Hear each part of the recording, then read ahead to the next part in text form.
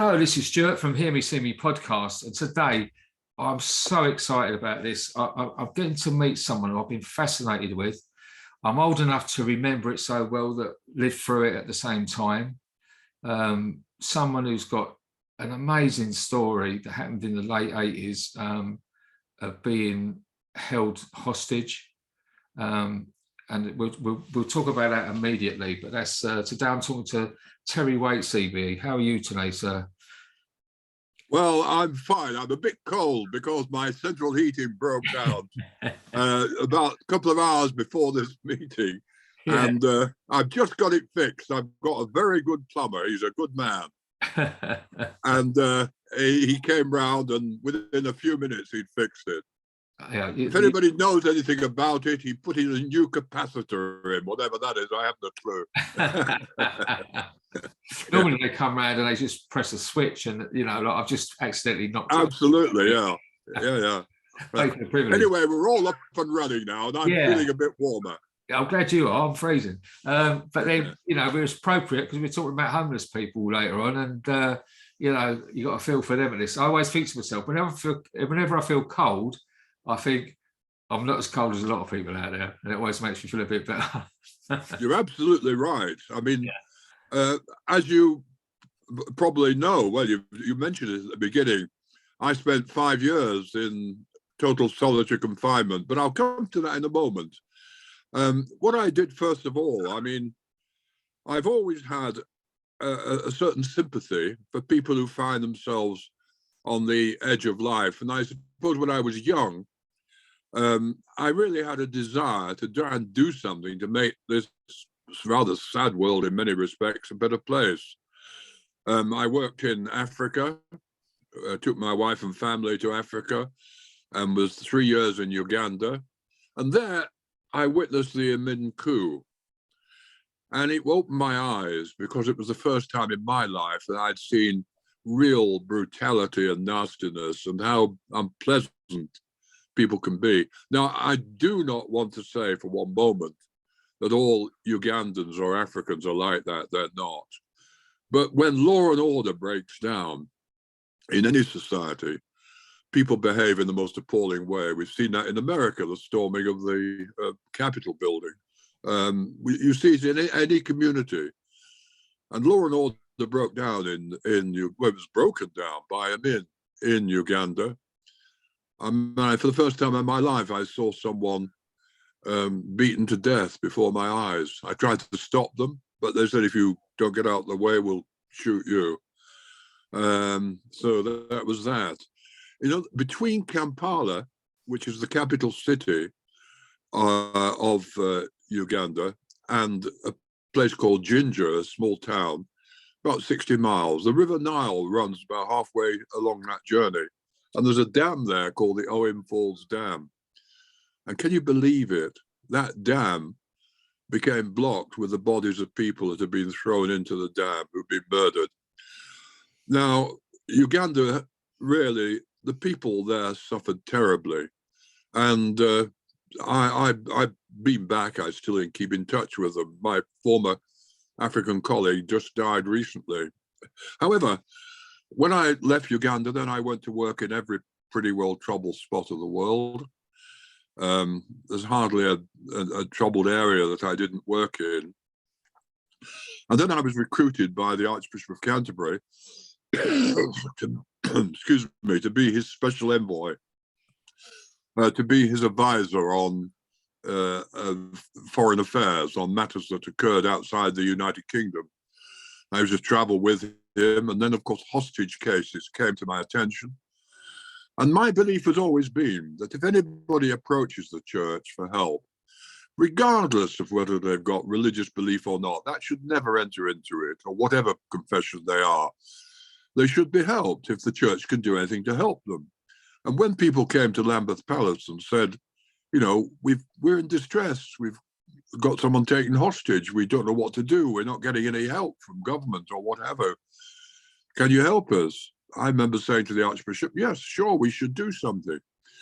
So to cut a very long story short, I was involved in getting hostages out of Iran. I went to Iran. I negotiated with Revolutionary Guards. I got into that notorious prison, the Avene prison, and was able to get somebody out of there. And by totally legal means, just by talking to people, by trying to understand people, not by using force. I also went to Libya on another occasion, negotiated directly with Colonel Gaddafi. I got on okay with him, got hostages released there. And, a number of different places. And then Beirut came up. And I really didn't want to take that assignment on. I mean, there were a lot of hostages in Beirut, American, British, German, all sorts of nationalities there. Their families came and they persuaded me after about 3 visits to be involved. And I've got the belief that I knew it was going to be a long job. And I said, I can't promise anything, never can in that sort of business. But I said, I'll do my best for you. And my belief is that if you take up a case for a grieving family, you stick with it. You don't let go when the going gets tough for you or for others. So I got out to Beirut. I met with Revolutionary Guard, with Hezbollah rather, under pretty difficult circumstances.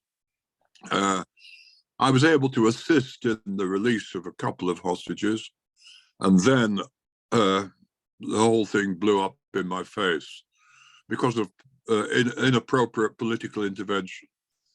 There was the time Iran was fighting the Iran-Iraq war, and Iran needed to win that war. And unknown to me, an American agent by the name of Colonel Oliver North went to Iran, and Iran was supporting Lebanon with arms and weapons in its internal fighting. He went to Iran and said, look, if you pressurize your clients in Beirut to release hostages, we will provide you with weapons. And that deal went through. Weapons were supplied. 1 hostage was released, David Jacobson. Now, I'd had no luck after getting the first 2 out. I couldn't make any progress. Jacobson thought I'd been responsible for his release, but I couldn't understand what I'd done. Then the bombshell broke.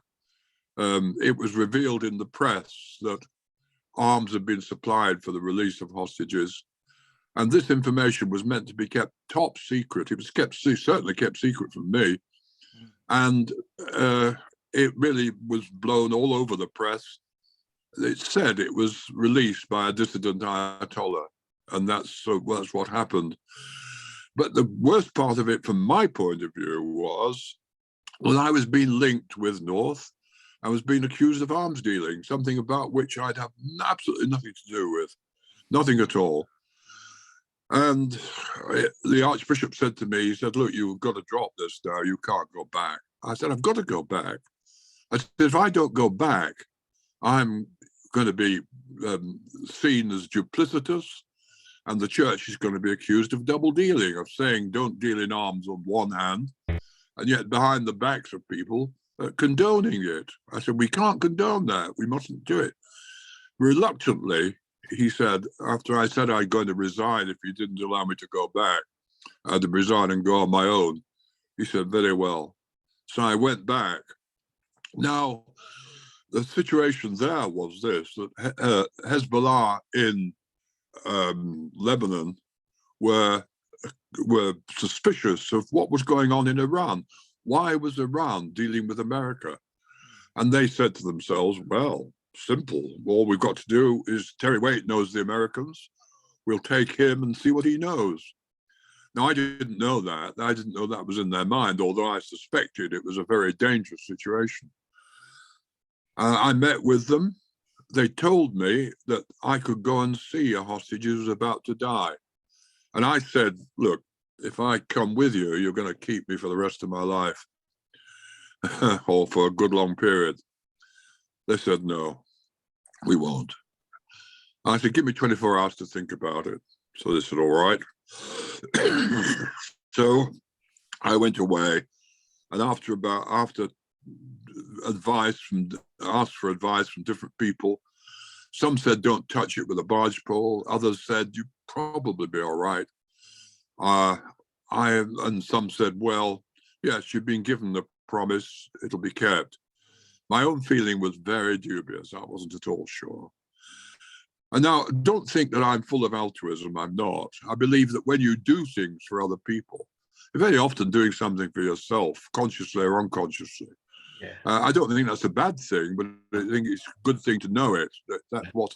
And my feeling was this: if that man dies, and I haven't got the courage of my conviction to go and see him before he dies, I'm going to have to live with my conscience for the rest of my life. So I went back, and that's it. That was it. Bingo. I was captured. I was thrown into an underground cell. I slept on the floor. I had no natural light.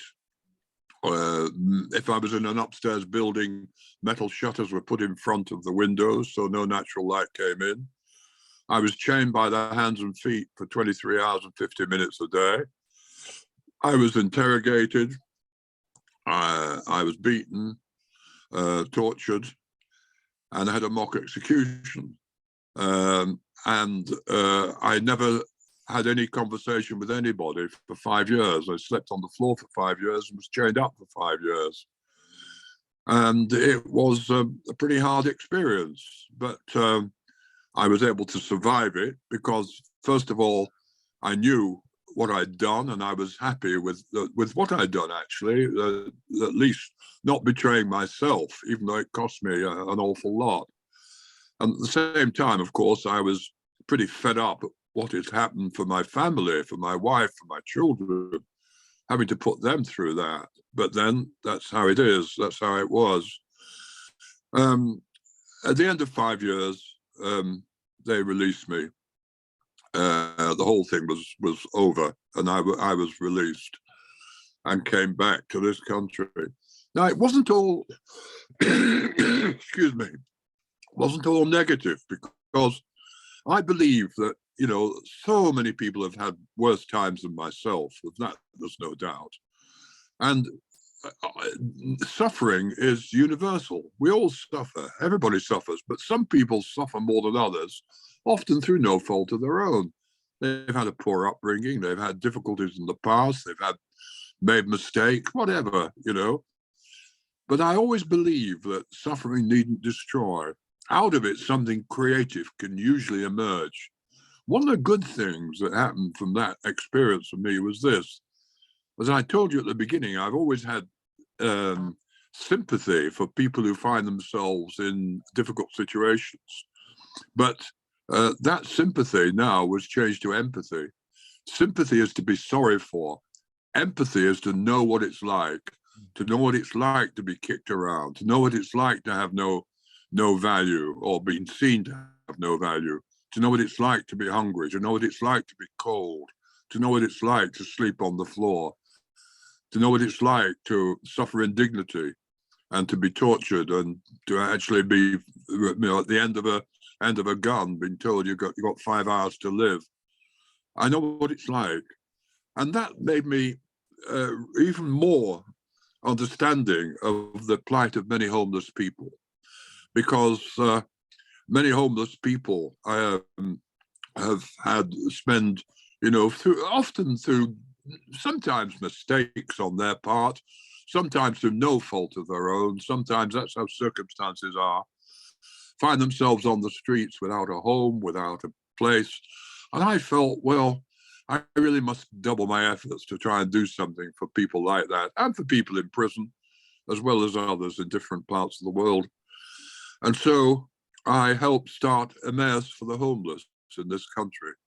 Emmaus is a remarkable community which enables people who've been on the streets or been homeless to have a home, to come into a community, to work according to their capacity, and to begin to get their lives back together again. And it's a model that works. It really does work. Because one of the things we do, which is something that really, believe it or not, haircutting is important. It helps people regain their dignity as human beings.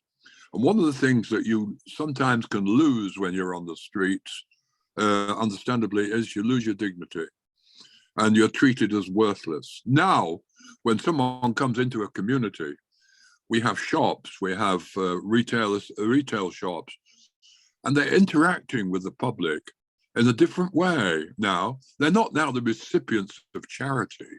They're there to provide a service, not just to the customers, but to the wider community. Just a couple of days ago, I was up in Mossley in Manchester, where I had my hair cut by Jackie, the great hairdresser, wonderful lady who cut my hair, and at the same time as she looked rather fantastic. I don't quite know what she was wearing. We don't always dress like that. I've never dressed like absolutely. that. But you know, they were up there at this. Mayor's was celebrating 25 years of Mossley, and it was a terrific occasion because the whole local community came out. The deputy prime minister, opposition prime minister, came along.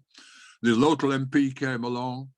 The councillors came along, but more importantly, ordinary members of the local community came along, and the mayor's companions were there, supporting them. To see the transformation is just remarkable. We started off in Cambridge. I opened the first community over 30 years ago now, with just one porter cabin. Right. And today we've got about 40 thriving communities. And that's due to homeless people who've made it. They're the ones that make it. They're the ones that make the community.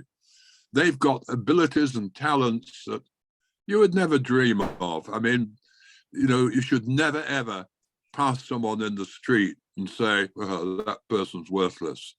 That person has got a whole lifetime, a whole background of experience. And somehow when they gain some more positive understanding of their own situation, of themselves, to begin to make that contribution more fully into society and live happier lives. That's important, to live a happier life.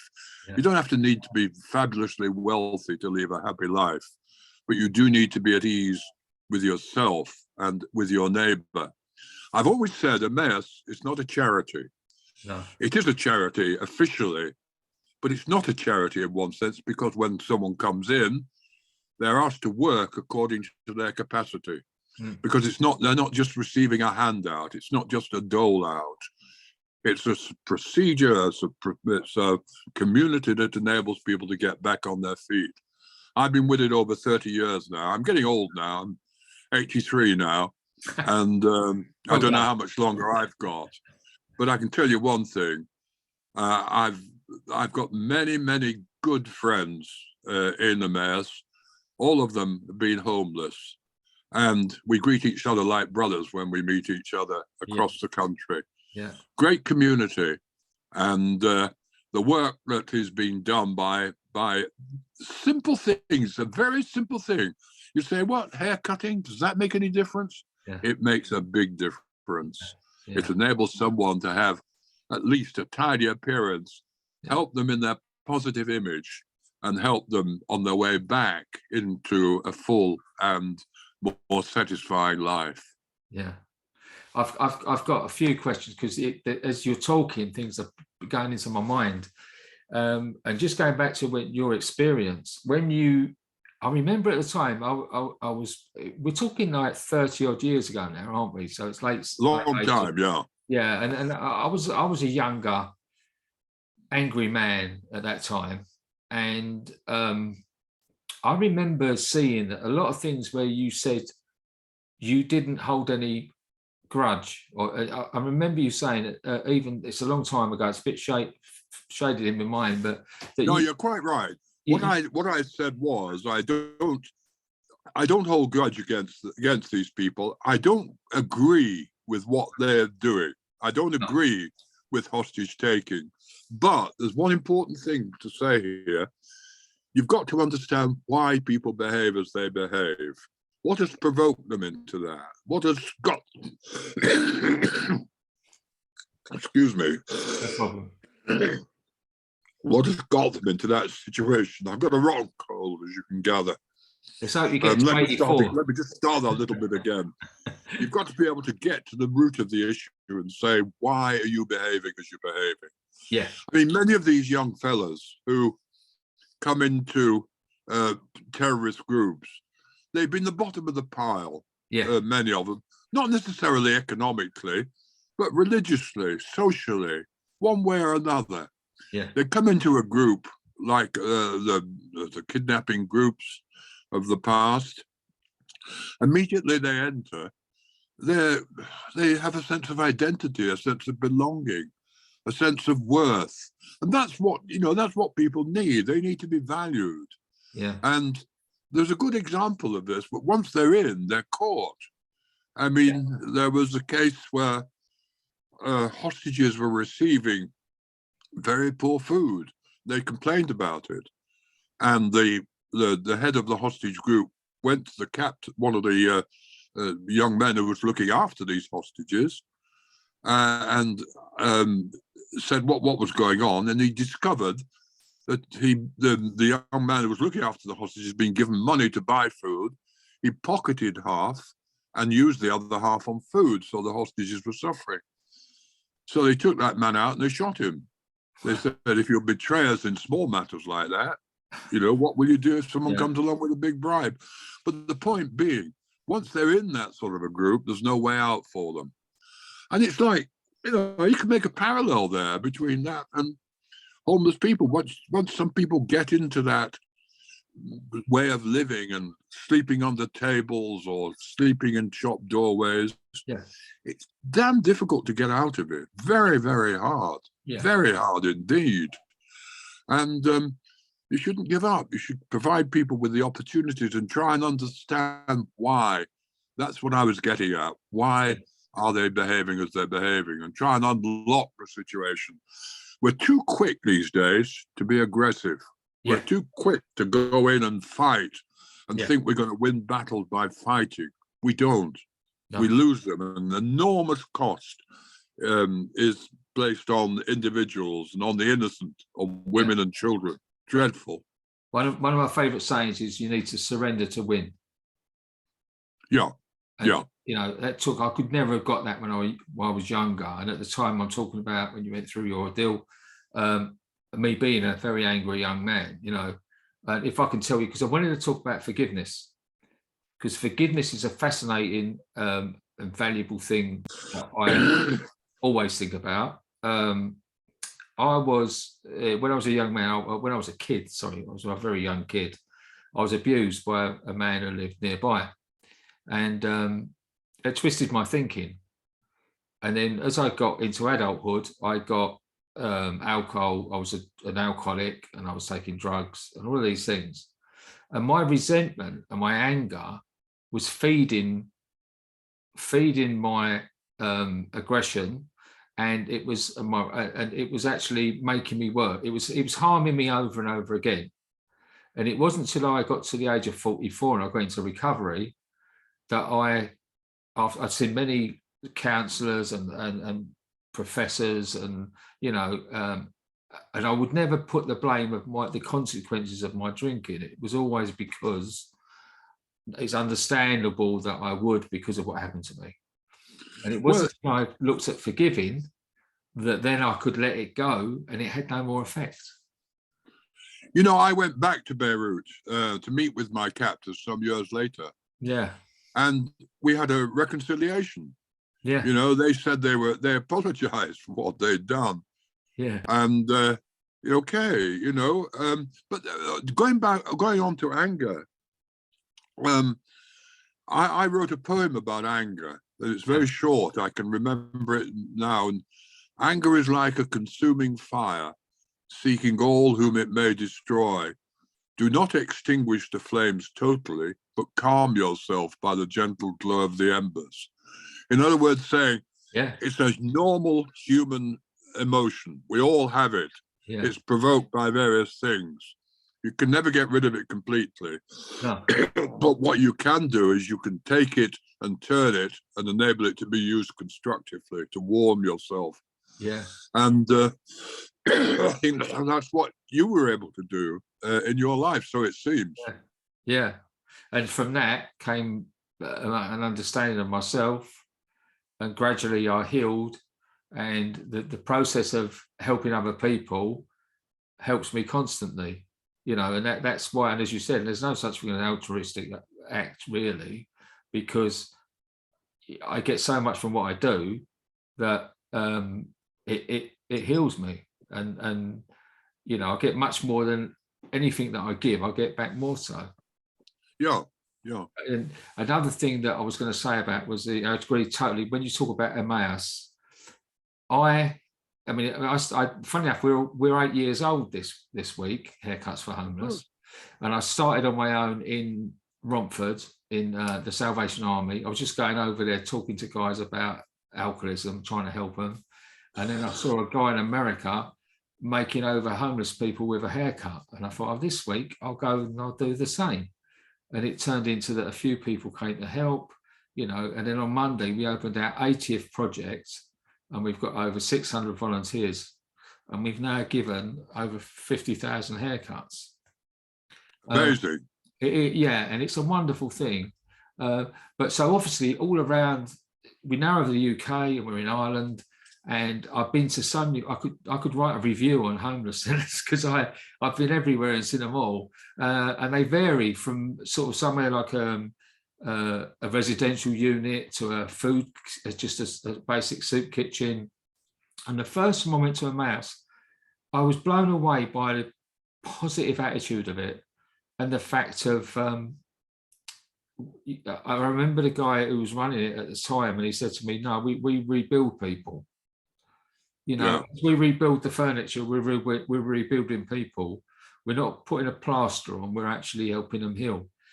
And the fact that you had the shop, because it was Mosley I first went to, and it was the lovely furniture in there. I recommend anyone in the local area, if you want some furniture, go and have a look. They've got beautifully restored furniture.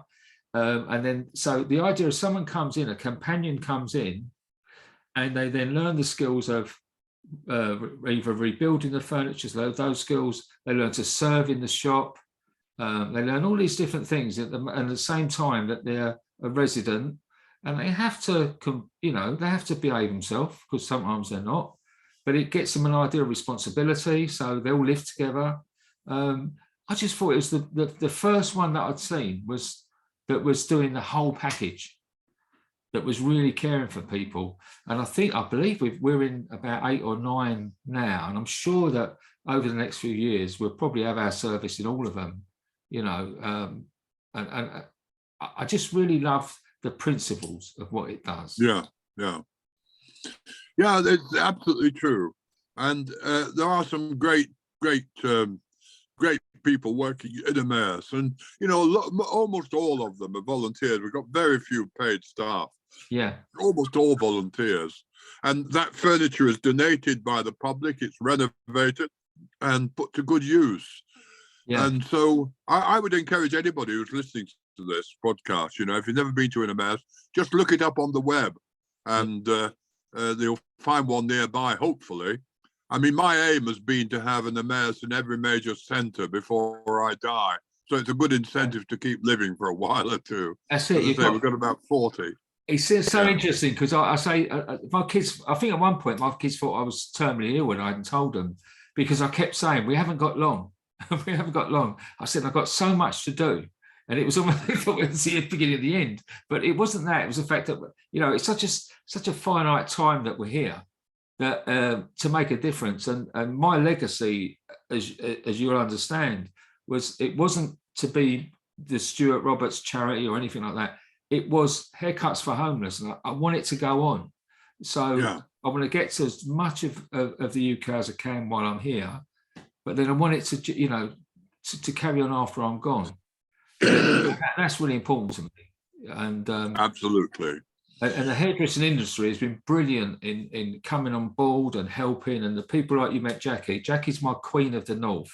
So that's another thing I wanted to say, that I wanted to reiterate what you've said and say that Jackie is my real queen of the north, and she's opened, despite a lot of personal challenges she's got, she's opened so many projects all around Manchester, the north. She went into Liverpool, but now we've got another lady, Kerry, who she brought on board, and she takes care of quite a few in Liverpool, Sheffield, and we're probably going to use your network to spread in other parts. We're already all over the UK, but you know, whenever I get like someone wants to go to Cambridge, I'm going to say, look, go to Emmaus first, try them first, because it fits so well together, what we do and what you do, you know. And it's no, absolutely. I must say, I got a picture today sent me of myself having a haircut with Jackie. She's cutting my hair, and I came up with a caption. You might want to use it. Yeah, she cut my hair and trimmed my beard, and I thought of a caption: another close shave for Terry Waite. It's going to be done. It's going to be used, and it's going to be, and I'll probably use it for the podcast. You know, like this will be the introduction. Another close. Yeah, I thought it was great. Yeah, you said that to me. And anyway, there we are. But that's it. I'd just like to congratulate you and say how nice it was to meet some of your volunteers and some of your team. Good to have a chat with you. Yeah. I'm sorry I've been a bit full of cold. I've just got it developed over the last couple of days. So apologies to those who are listening to this and who heard me coughing and spluttering. I'm not about to die yet. I've got a year or two yet. Yeah, good. That's the same way, hopefully.